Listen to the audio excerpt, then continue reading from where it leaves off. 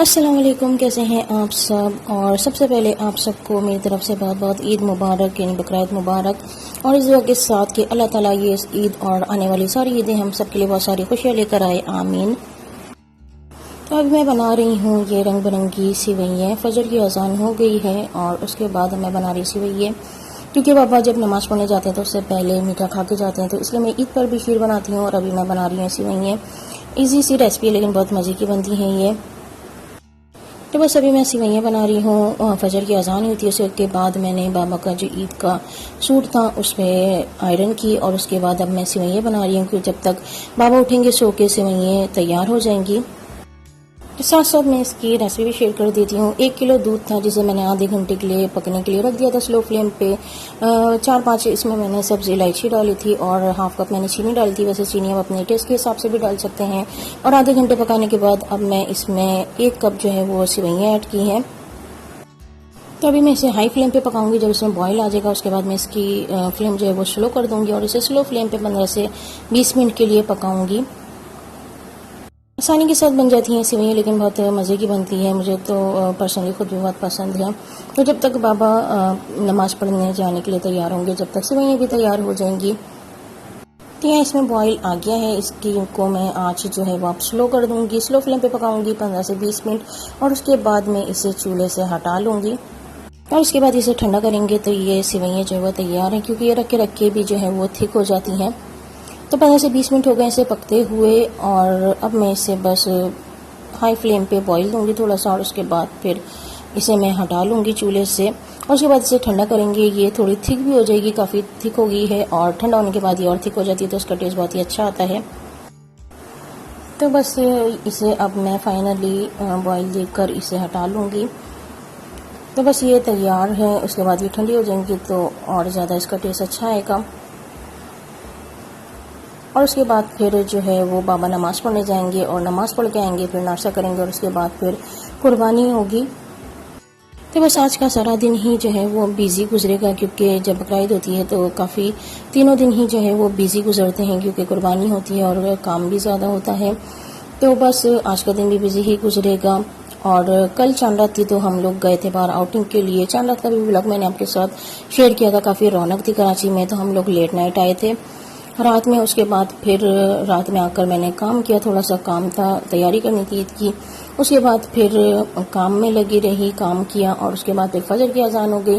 और फजर की अजान के बाद फिर मैंने बाबा के सूट पे आयरन की और उसके बाद अब मैं सिवैयाँ बना रही हूँ। तो आज मैं सारी रात, कल यानी सारी रात नहीं सोई, क्योंकि ईद पे बकरीद पे यही होता है कि चांद रात पे जो है वो सोना बहुत मुश्किल से ही होता है, क्योंकि काम में ही जो है वो सारा टाइम गुजर जाता है।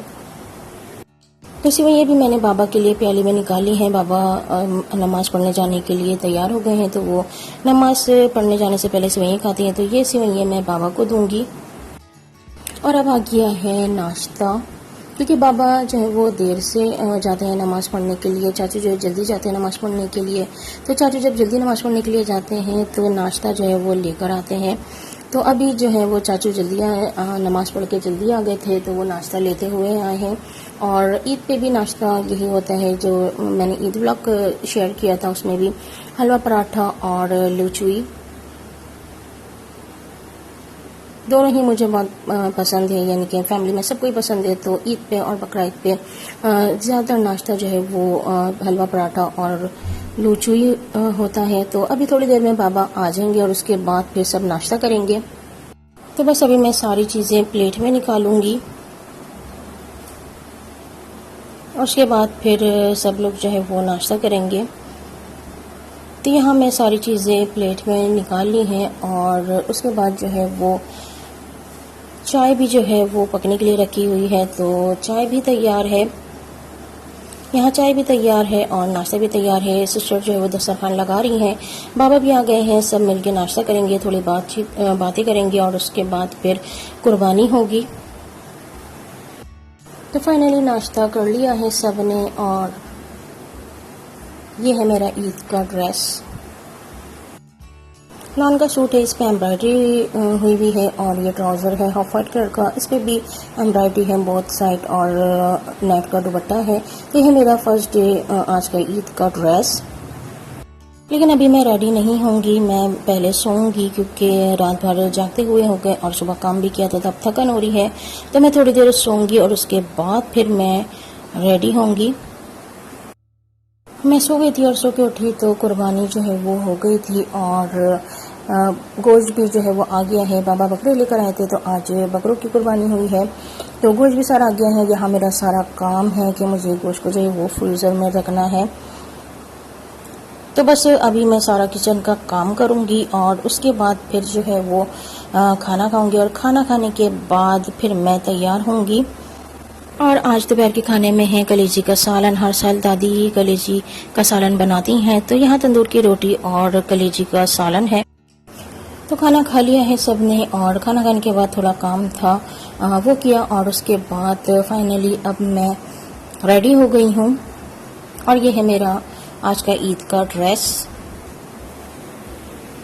बस अभी थोड़ी सी जो है वो सेल्फी वगैरह बनाएंगे और उसके बाद फिर मैं किचन में काम करूंगी। वैसे मैं तैयार होके भी किचन में काम कर लेती हूँ क्योंकि तैयार होके ईद के दिन स्पेशली तैयार होके किचन में काम करना मुझे अच्छा लगता है, तो इसलिए अभी मैं तैयार हो गई हूँ और उसके बाद मैं रात में खाने की तैयारी करूंगी।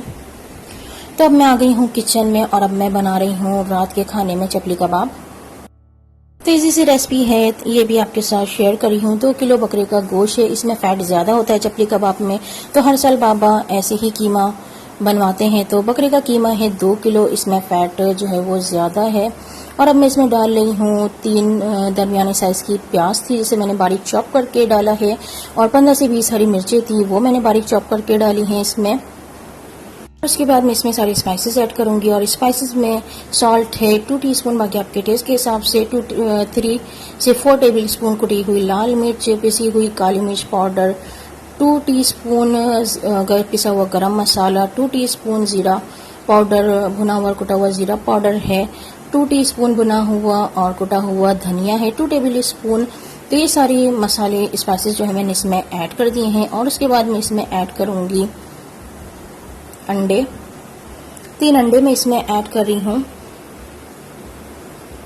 2 किलो बकरे का कीमा है तो इसमें मैं 3 अंडे ऐड कर रही हूँ।